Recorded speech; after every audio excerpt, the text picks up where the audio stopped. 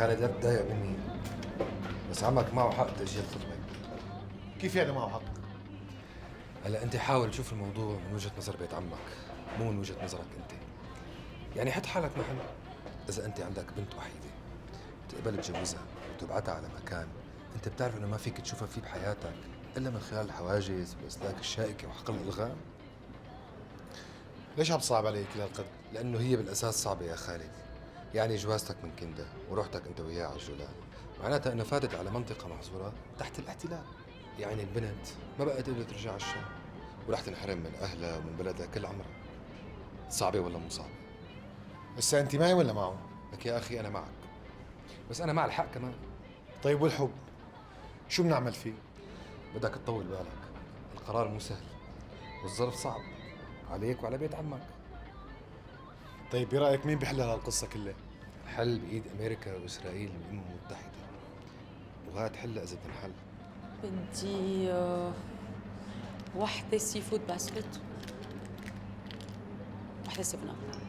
يعني شغلتنا هي تبع نسخ افلام ودخول مواقع مسكره ولطش برامج بدون حقوق، هاد كله شغل جديد على القانون. في حال عرفوا وانكشفنا مثل ما الجماعه اللي كنت جايبهم كانوا بدهم يعملوا فينا، فببساطه نحن بنضلنا بالسليم. ليش؟ لانه لحد هلا ما في ولا نص قانوني لهيك تجاوزات بيقدروا يحاسبونا عليه، والقضاء رح يعتبر انه هي شغلتنا شغل اولاد صغار على الكمبيوتر. اصلا اذا بدك لهلا في عنا جهل بالبلد بالكمبيوتر والتكنولوجيا. بس شو بدك تعمل؟ دخلت لمخك ولا اشرح لك كمان؟ ايوه. طيب ما دام هيك ليش اعطتني السيديات مضروبه عليها افلام كرتون؟ يعني بما انه الجماعه يعني ما رح يطلع من امرهم شيء. لانه يا زكي هدول جماعه القانون وحقوق الملكيه وارضيه العداله كلهم ما رح يضلوا مطنشين علينا. يعني بكره الا ما يلاقوا لهم شي نص قانون جديد بهذا الخصوص. فنحن ليش ننام بين القبور ونشوف منامات وحشه؟ لا، نقعد هيك بدون ما ندخل لابسين وجين. فهمت هلا ولا لا؟ لك حازم انت بتعرف كل شيء. لك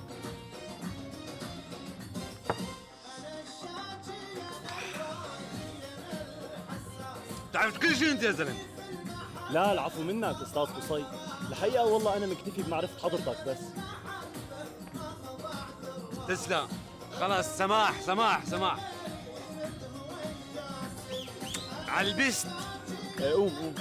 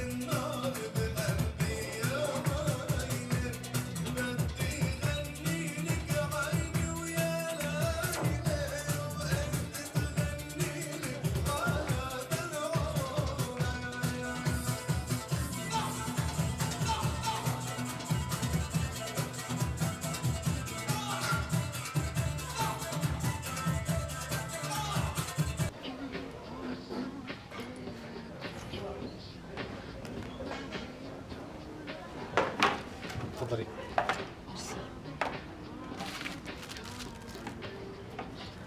أنا وين شايفتكم؟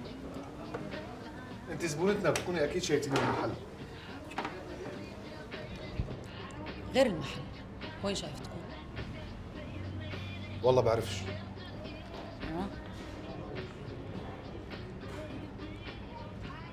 مو بالجامعة؟ ايه بالجامعة. انا سنة رابعة ادب عربي، تخرج. وشو برفيقك؟ مين أسامة؟ رفيقك اللي ورا الستاند اسمه أسامة؟ ايه اسمه اسامه، علم نفس سنه ثالثه. وحضرتك؟ كأنهم كاترين مايونيز. اذا بتحبي بغير لك اياها. لا ميرسي. اهلا وسهلا.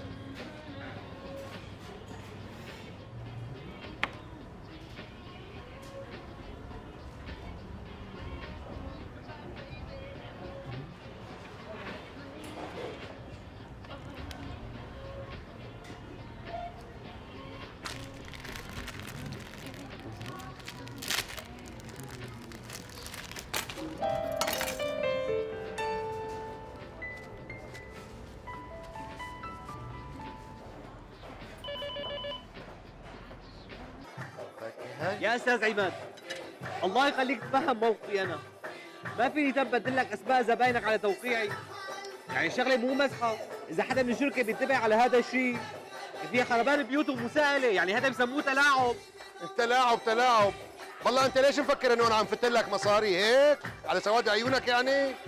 يا استاذ وحياتك شغلي ما لها علاقه بالمصاري، وانت بتعرف انه انا بتعامل مع مكتبك دونا عن مكاتب السياحه والسفر بالبلد كلياتها. بديع لا تقعد تشرح لي ظروفك وظروف الشغل، ماني فاضي لكل هذا الاكل الهوا، اعطيني حل عملي يا اخي. من هديك المره قلت لك انه المدام هناء مديرة الكنترول هي الحل الوحيد إلك وإلي.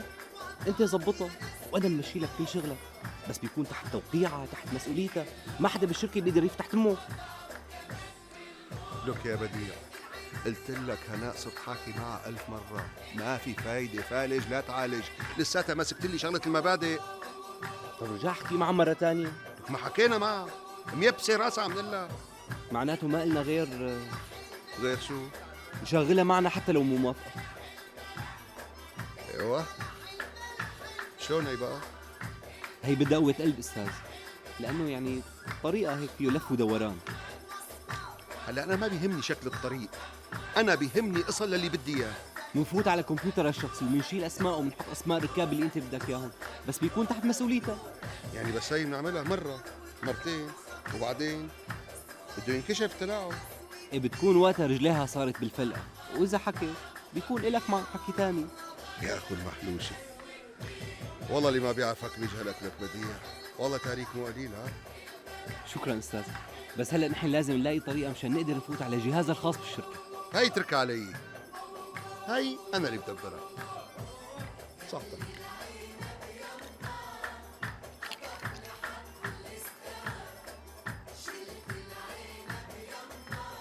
خلص حيشتي يعني ما عاد فيني. لك حازم، هذا الزلمه اللي هون مو قريبه؟ عماد الناجي قرايبه لإلنا. لك خلص حاجة تطلع شبك شلقت الدبب هلا بينتبه علينا. وشلق الدباب يا زلمه، وشلق الدباب يعني. انت ليش ما بتطيقوا لهذا الزلمه؟ والله باينته محترم. اخي هيك انا ما بطيقه، اخو مرائي شيء. ماني اخو مراك، لا. روق.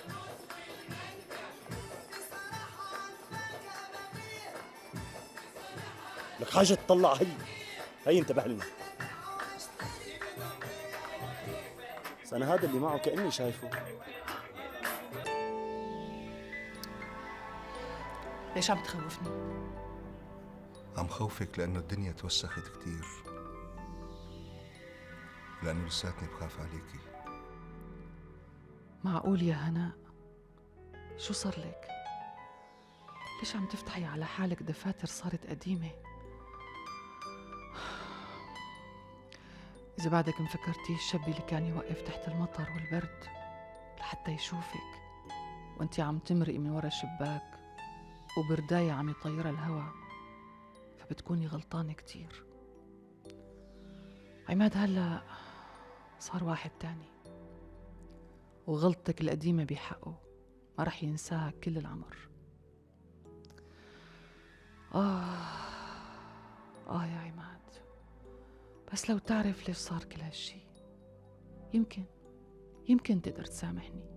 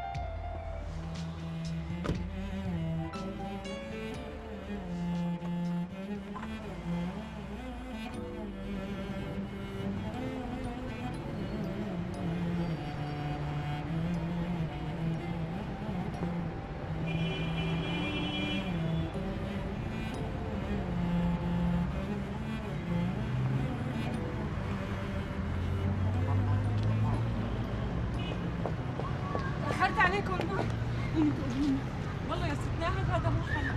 صلى سكر المدرسة أكثر من ساعة، بعدين أنا تعبانة ما في يوقف كده الوقفة. خلصنا ام مازن، حفظتوا هذا الموشح تبع كل يوم. طيب شو بساوي انا هيك ظرفي؟ ان شاء الله مفكرتيني مبسوطه كثير على هالوضع. طيب شو رأيك لاقي لك شي شوفير آدمي يجي ياخذ هالبنت من المدرسة؟ بدك ياني امن بنت صغيره مع شوفير غريب؟ شو بنا ام مازن؟ شو مانك سمعانه شو عم يصير بهالدنيا؟ سكي عم تحصلي مني اكثر من نص راتبك بهالمدرسه. بقى ليش شو كتر النق؟ اي والله من خوفي عليكي وعلى هالصغيرة. يلا ماما خلينا نروح، كتير تعبت. امشي تقبريني بخاطرك ام مازن. مع السلامة.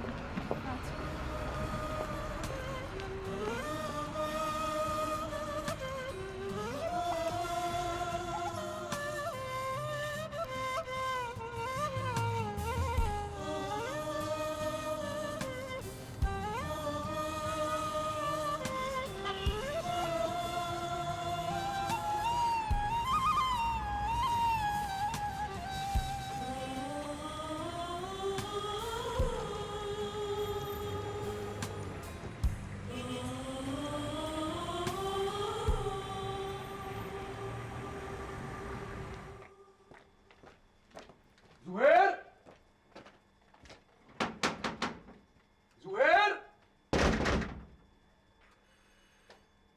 زهير لك ايوه لك يا زهير عم هيدا المقدرة شو صاير هذا؟ ولك شو بك يا زلمه؟ في حدا بدق الباب بهالطريقه هاي؟ بعد النسيان انه مو لحالي بالبيت؟ حقك علي معلم، من فوق مالي جايب لك صيدة مرتبة. صيدة؟ صيدة شو؟ معقول معلم؟ على الباب بدي احكي لك اياها، فوت غير اواعيك وانا بستناك عند بغياس، وعلى الطريق بحكي لك اياها. يلا روح.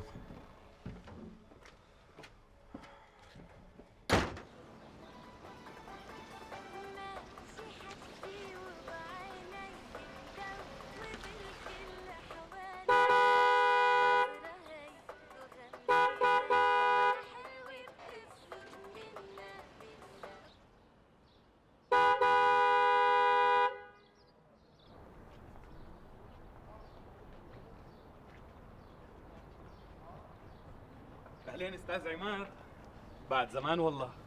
تفضل خلينا نكسبك على فنجان قهوه. لا معلش مرة تانية، اليوم مستعجل. خير استاذ، كمبيوترات المكتب بدهم صيانه شيء؟ لا بس في عندي جهاز عليه كلمة سر ونسيتها، يعني كيف بدي افتحه؟ بسيطه استاذ، ما في مشكله. جيب لي اياه لهون او ببعث لك حدا من الشباب اللي عندي يشوف لك اياه. لا ما في داعي تعذب حالك، انت بس قل لي كيف وانا بتصرف. لكن خليني اعمل تليفون لهالشاب لانه هو بيفهم اكثر مني بهيك شغله. مو هلا، حاكيه بعدين. هو المهم خلي يسجل لي الطريقة خطوة خطوة، وانا يا المسا بمر يا بكره وباخذ ورقة منك، اوكي؟ تكرم عينك، لكن ساعتين بالكثير وبتكون الورقه بانتظارك. يخلي لي اياك، شكرا، يسلموا ايديك.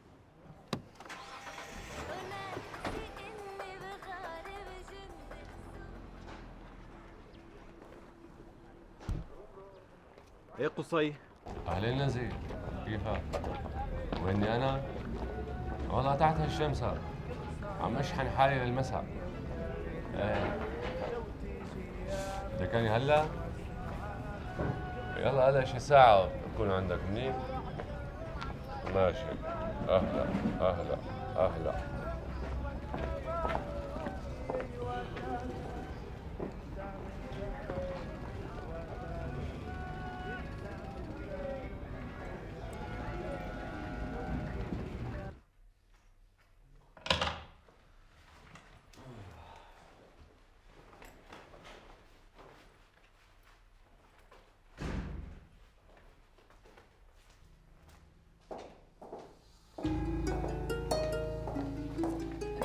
عليكي مو وقت مرجوحة. هلا قومي قومي يلا، يعطيك العافية جارتنا. الله يعافيكي، تفضلي. شكرا، امشي.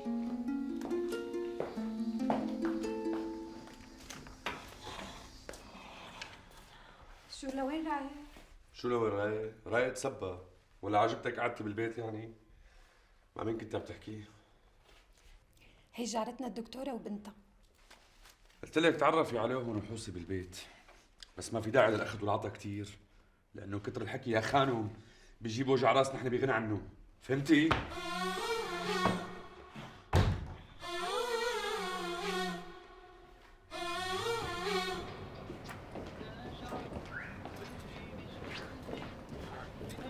عجبتك الطاولة؟ لا معلش، ما كتير عجبني المحل، خلينا نغيره. شو القصة عصام؟ هي تاني مرة مفوت على محل وبتغيره. لا ولا شيء، بس انا ما كتير حبيت هذا المحل، ما ارتحت له، بعدين كتير قريب من الشارع، احسن ما يشوفنا شي حدا، بنكون بشي ونصير بشي، خلينا نمشي. مثل ما بدك.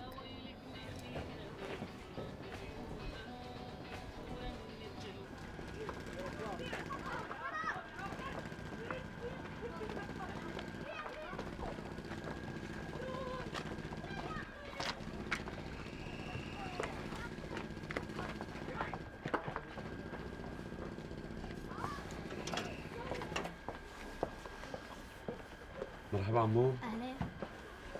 عمو مفيد عندكم جوا؟ ايه. فوت ندخله فوت. يلا خاطرك عمي قياس. بقى وينك يا زلمه ساعة؟ لك شو ساعة؟ يا دوب اخذ شفة شاي وقال لي الولد بدك يعني طلعت لعندك فورا. هذا الولد ابن ابو غياس؟ ايه ليش عم تسأل؟ ابو غياس زلمه اختيار، يعني قديش بفكر حالي بده يعيش لحتى يجيب لي ولد باخر عمره يربيه. لك هلا انت شو بدك بالرجال؟ ولا كمان هذا من اختصاصكم؟ اهم شيء قطاع عمره، وين الصيدله المرتبه؟ هذا يا سيدي بالمعظمية في ناس عم تعمل مخالفة، تهريب، واليوم بدهم يصبوا السقف. حاسس حالك هون أحسن؟ يعني هون المكان اروق، ما؟ مشتاق اقعد معك شي مرة ما تكونها نظرة بعيونك. اي نظرة؟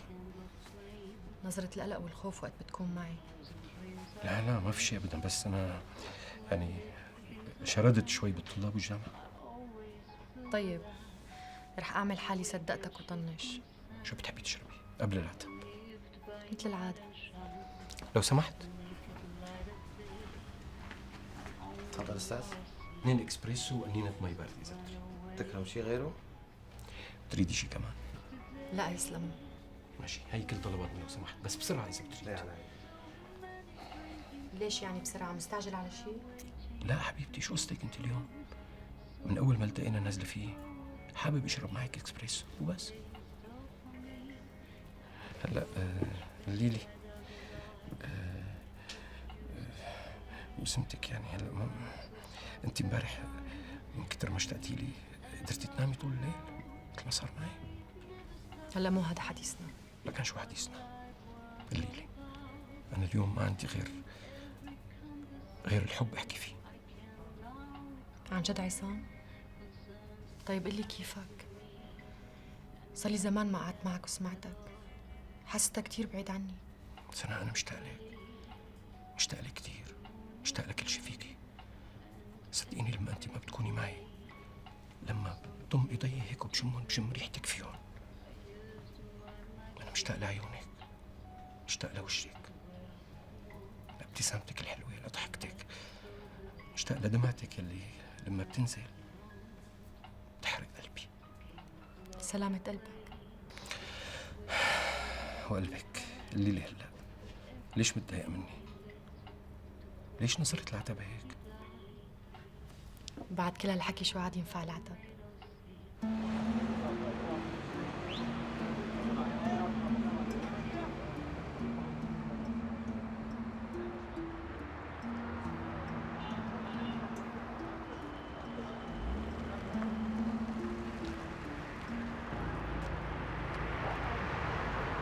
مشان الله يا استاذ كمان والله انا مالي تقل هالشغله.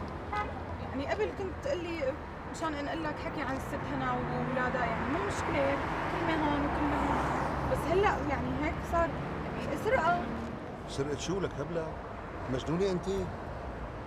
كلهم مفتاحين بدنا ندور فيهم بالدرج على واحد سبير فيه شوية وراء لازم نشوفهم، هي كل القصة، لا رح نسرق ولا رح نمد ايدنا على شيء. بس ما يكون فيها اذى للست هنا استاذ، يعني حرام ما بتستاهل اذيها.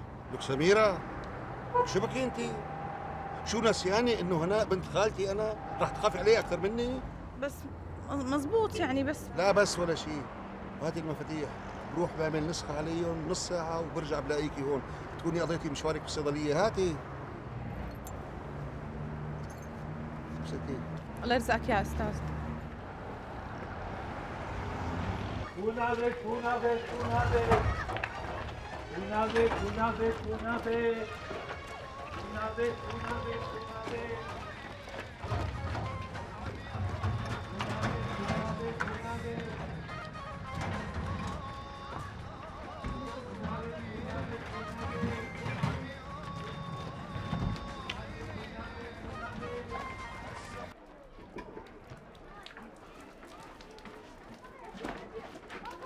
واقف انت وياه ولا تعال تعال وقف وقف وقف وقف حط هذا شوف بايدك روح لا انت وياه ما بتعرف انه العمار ممنوع هون مفيد نعم معلم حفظ لي على الاغراض اللي هون اللي بالسياره كمان لشوف حاضر. يلا خير خير يا سيدنا خير. انت صاحب البيت اللي عم يتعمر اي والله يا سيدنا انا صاحب البيت تفضلوا. والله الله يخرب لك اياه فوق راسك مفيد حاكي شباب البلديه خليهم يجوا يهدوا لشوف امرك معلم. يا سيدنا طول بالك الله يوفقك والله بدهم ياخذوا عطاء. تفضل نشرب لنا كاسه شاي ونحكي. معك ترخيص بالعمار والله القرنه كلها مو مرخصه يا سيدنا بعدين ما في اساسا طابو. ها يعني من الاساس مخالف مفيد احكي مع البلديه خليهم يجوا يهدوا تؤمر معلم تؤمر. طول بالك علينا يا سيدنا مشان الله والله نحن جماعه درويش على باب الله. تفضل نشرب لنا كاسه شاي ونحكي الله يوفقك. كلهم عنده نفس الحجه فوت لشوف انت شو عم تسوي هون انت؟ يلا يلا من هونك ان شاء الله اشوفك هون.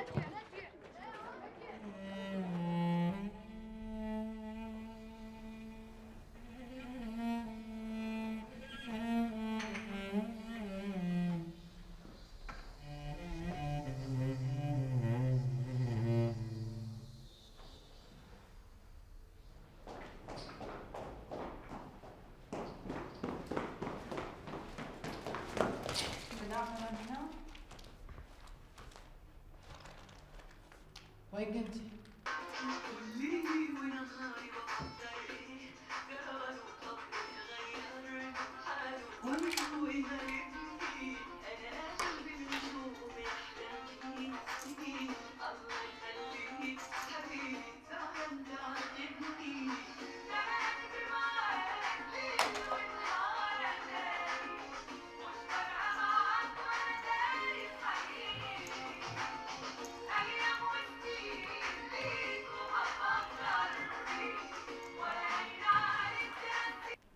وشو هذا اللي بايديك؟ هاتي لشوف، هاتي.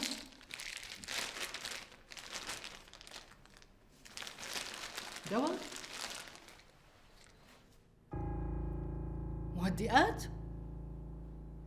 لشهد ما؟ ليش ما عم تردي؟ احكي. ايه مدام ايه شهد طلبت مني اجيب لها. أنا كم مرة نبهت عليكي إنه ممنوع يفوت دواء على البيت إلا بعلمي، وخاصة لشهد. والله يا مدام انا ما دخلني، هي ما حلت عني لحتى رحت على الصيدليه وجبته. ماشي، على كل حسابك مو هلا. روحي لشغلك، روحي.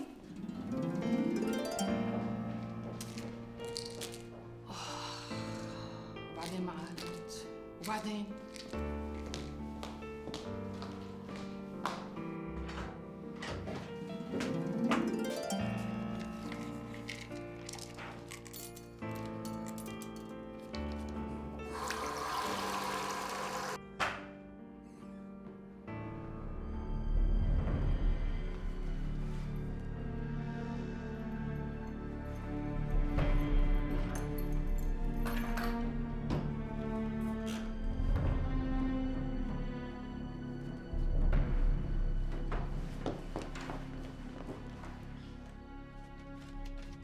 هي 10000 ليره ليره تنطح ليره شو 10000؟ قدامي زلمه اعطاك 30000 ليره. الله وكيلك ما اعطاني الا 25000 ليره بعدين انت شفت بعينك من ايده لجيبتي وليكك معي من الصبح تعال تعدهم لا ما بدي اعدهم. 10000 10000 هات. افرد يا خلقها ولك افردها. نزل ايدك هيك وقول لي شمينته والحديد شو بدنا نعمل فيهم؟ مثل العاده بنبيعهم لابو فادي الباطنجي. ابو فادي من وقت ما وقع وانكسر ظهره بطل القصه كلها. ايوه هلا على حظنا الثاني وقع وانعطى خلص بكره انت بتلاقي لك شيء صرفي لهم وبتدفرهم يلا. كل هالشغل مشان 10000. ولك شو بك صاير نقاء مثل النسوان انت؟ خلص بكره بس بيع الحديد وشمينته باملك حصه مرتبه. منيح هيك؟ يلا هوينا احي. ماشي الله ييسر لك.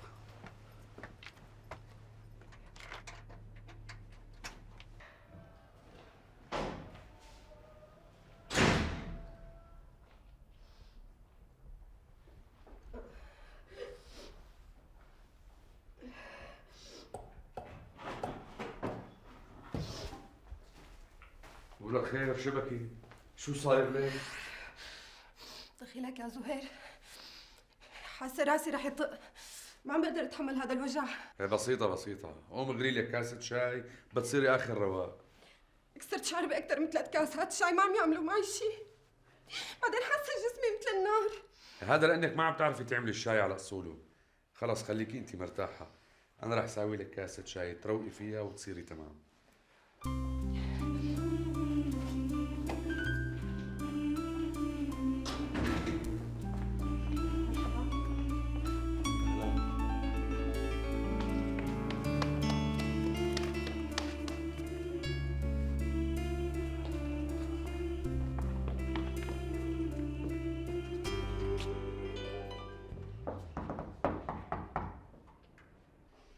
مرحبا.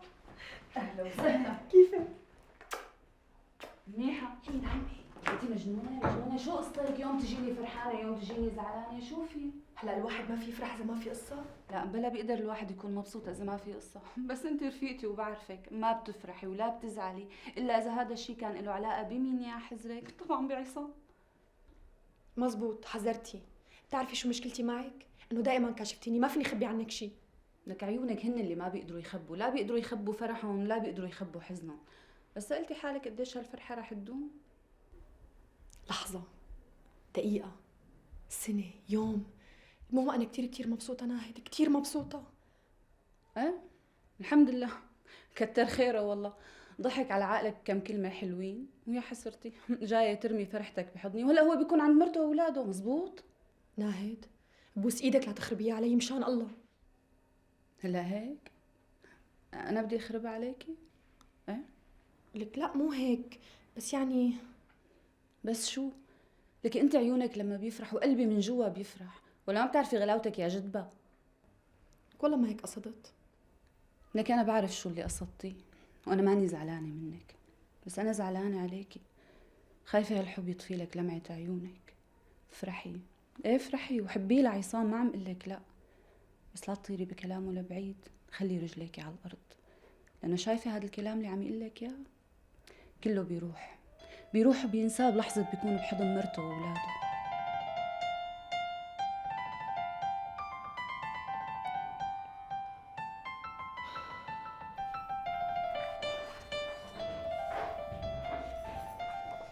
أهلين حبيبي.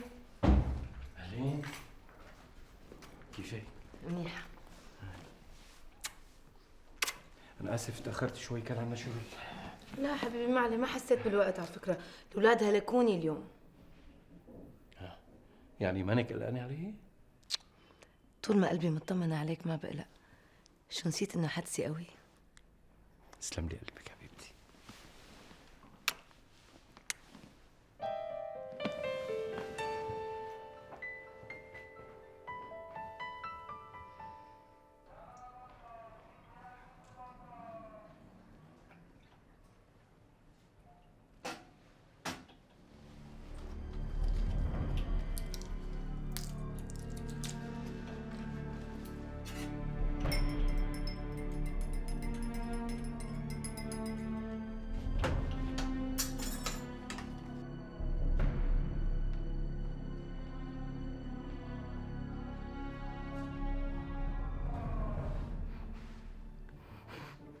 أمي فطوم، فاطمة قومي اشربي قومي، هلا بتروقي وبتصيري على العال.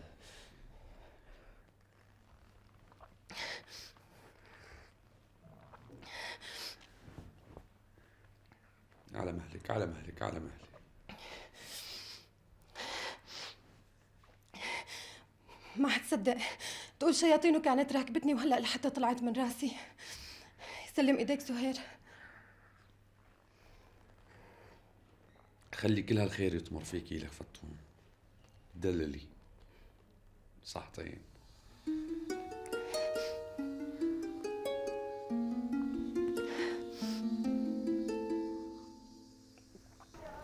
يا زلمه فلقتني مسكولات، اتكرم لك شي مره استحي على حالك ودق على القليله قل لي الو سكر بس. ولك يا اخي انت كريم ونحن بنستاهل، بعدين انا وين بدي الاقي واحد مثلك هيك يدفع لي فاتوره موبايلي؟ لك الله يخلينا يعني. هلا قل لي شو بدك؟ ليش قدفتني كل هالقدفه؟ لك شغلي فاضي بس المهتم فيها نزير. يعني في زبون طالبها منه، عرفت كيف؟ وهالزبون تقيل وإله شغل معه هيك. ايوه. وشو هي هالشغله بقى اللي السيد نزير بده اياها وما بتتاجل لبكره؟ طيب فوت احكي معه اذا بدك. لك شو صاير لك ولك قصي؟ ولا كانك بتعرفني يا زلمه؟ انا كم مره صرت قايل لك اخي انا ما بحب شوفه لهذا الزلمه، ما بدي انزع مساي وعكر مزاجي بغلاصته وتقل دمه. ولك والله حرام عليك، الزلمه بيعزك. والله شو؟ لمعلوماتك اللي مثل نزير ما بتهمه غير مصلحته، فهم بقى حاجه تتغشمه. هلا اتركنا من هذا الحكي، قل لي شو هي الشغله؟ لك شغلي فاضي، شو اسمه، كلمة سر على جهاز الكمبيوتر، عرفت كيف؟ وصاحبها نسيها وبده وصفة ليفتح جهازه، عرفت كيف؟ بسيطة، يعيد فرمة الجهاز، أو إذا بده يبعث لنا الهارد لعنا نحن بنفتحه. ما بينفع لا هيك ولا هيك، يعني أنا قلت له نزير هالحكي بس هو ما وافق. وليش؟ لكن الزلمه حاطط على جهاز الكمبيوتر تبعه كل المعلومات والشغلات الخاصه تبعته وما بده يبعثوا لعند حدا، ولا بده يفرمته مشان خايف هيك ما يطير شي معلومه من هالمعلومات.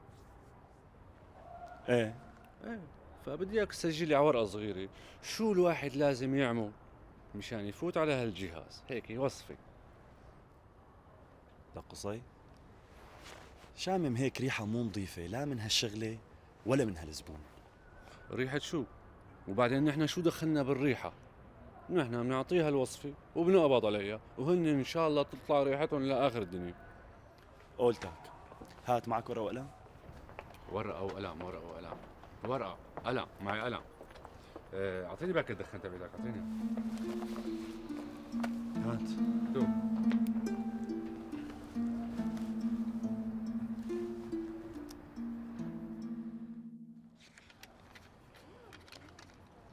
شرف.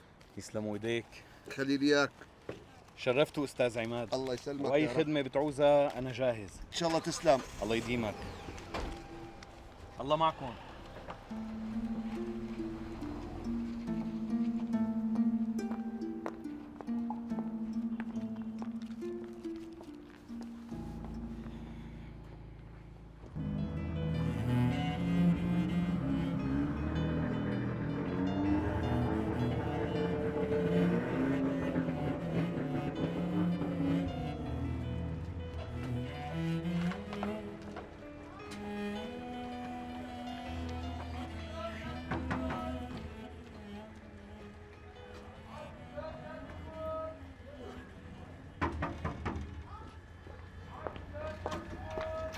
صباح الخير.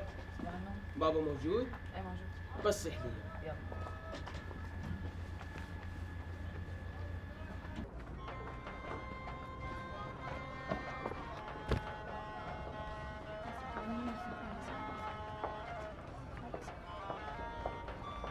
لو تضرب الموديل فكرناك بشي واحد كبير. يا ارتعبت عن جد؟ ايه.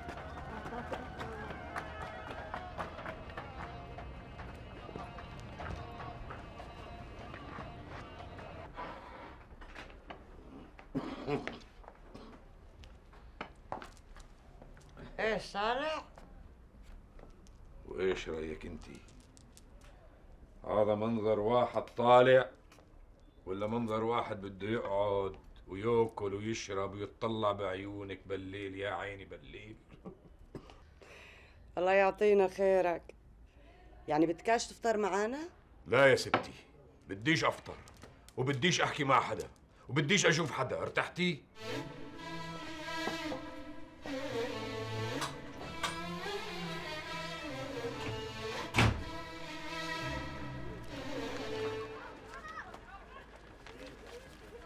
هيك مزبوطين، ارجع عدوا. مضبوط ابو غياث مضبوط، وانا ان شاء الله على الوعد ارجع لك المبلغ كامل، واذا ما رجعت المبلغ تاخذ الطرطيره باللي عليها، وهاي الورقه يمك وابو وليد شاهد. ان شاء الله بترجعوا لي اياهم بأقرب وقت وكل مين بيرجع له حقه. الله كريم. يلا مع السلامه. منير. خير ابو غياث. سيك هدول حق بدونات المي تبع هداك اليوم نسيت حاسبك فيهم. شنو الحكي يا ابو غياث؟ اصلا والله ما اخذهم. لا تحلف ولا تتحلف، هذا حقك. وانا ما بحب اترك لحدا شيء بذمتي. بس على قولتكم يعني مو حرزانين. هذا حقك وانا رجال حقاني، بحب اعطي الناس حقها واخذ من الناس حقي بالكامل وبوقته. فهمت علي منير؟ بس هيك. فهمت ابو غياث والله.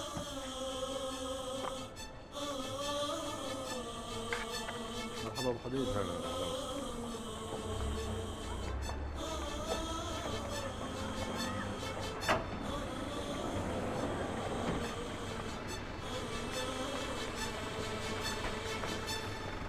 حبيبي الحمد لله لحقت عليك. تفضل. ايش هدول لك يا منير؟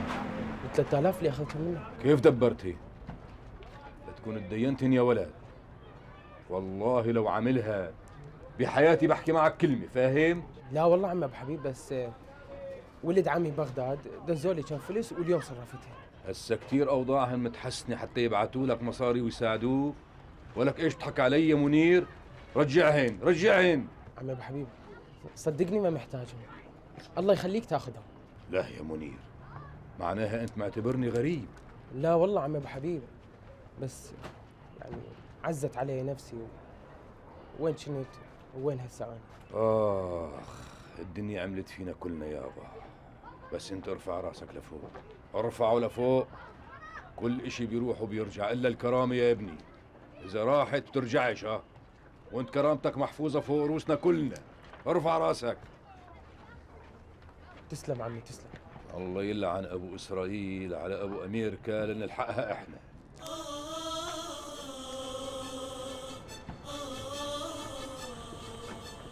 اليوم يا بديع، اليوم بتعمل جهدك تفوت على جهازها وتبدل الاسماء وتاكد لي حجوزات زبايني.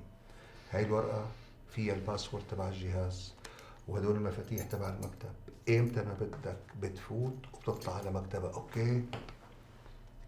بس بخاف ما يصح لي اليوم. اليوم يا بديع، اليوم. وعدت الزباين سلموا الحجوزات اليوم، اوكي؟ شو بتشرب؟ ولا شيء. اخذ اذن من الشغل ساعة ما بدي اتأخر. طيب مثل ما اتفقنا هاليوم بانتظار تليفونك. خير. الله معك.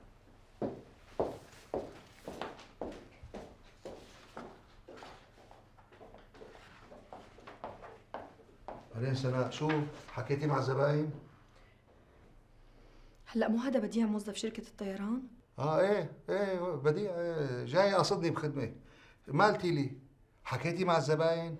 كيف بدك يعني احكي معهم؟ قول لهم انه الحجوزات اوكي واخذ منهم المصاري وقول لهم على مواعيد السفر. انا لهلا ما قدرت امن حجز ولا على اي رحلة طالبينها، كله لساته على الانتظار. لك يا سناء صرت قايل لك 1000 مرة، الحجوزات لا تاكلي همها، أنا راح أقدر أمنها. هلا هديك المرة الحجز تبع الجروب ما وعدتك إنه أوكي؟ صار ولا ما صار؟ مزبوط، صار هديك المرة، بس مو كل مرة تسلم الجرة. يعني خلينا نحط احتمال 1% إنه ما يزبط معنا الحجز. شو بدنا نعمل؟ أنا برأيي منأكد الحجوزات بالأول، بعدين بناخذ منه المصاري، ولا مننام بين القبور ولا بنشوف منامات بشعة. مين المدير بهالمكتب؟ أنا ولا أنت؟ ما حدا عم يتعدى أستاذ عماد، بس أنا بيعنيني كتير سمعة المكتب وسمعتك. يعني إذا ما قدرنا نأمن الحجوزات بعد ما بناخذ منهم المصاري بنبين كأنه نصبنا عليهم. لا تخافي، الحجز رح يتأمن وبتاخذي من كل زبون حق التذكرة وفوقها 1500 ليرة زيادة. ليش ال 1500 كمان؟ ليش؟ حق الحجز اللي عم نأمنه. ولا إن شاء الله فكرتي إنه هذا ببلاش ما عم ندفع عليه مصاري؟